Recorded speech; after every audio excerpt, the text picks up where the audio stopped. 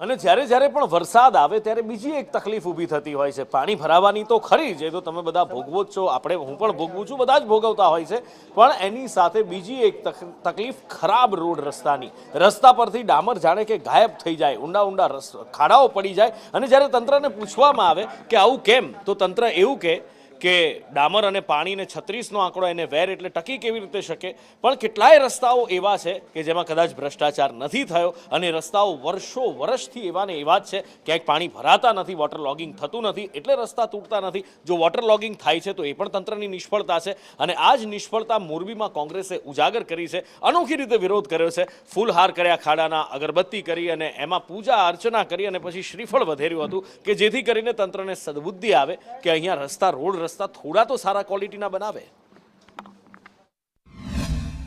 થોડા એવા વરસાદની અંદર મોરબીના શહેરના તમામ રોડ રસ્તાઓ ભાંગીને ભસ્મીભૂત થઈ ગયા હોય એવી પરિસ્થિતિ વચ્ચે લોકોને બાઇક લઈને કે ગાડી લઈને નીકળવામાં તકલીફ પડી રહી છે। ત્યારે આજે જિલ્લા કોંગ્રેસના માર્ગદર્શન હેઠળ શહેર કોંગ્રેસ દ્વારા મોરબીના જેટલા પણ રસ્તાઓના ખાડા છે એ ખાડાઓની પૂજા કરીને એક અનોખો વિરોધ કરીને અમે અમારો વિરોધ દર્શાવીએ।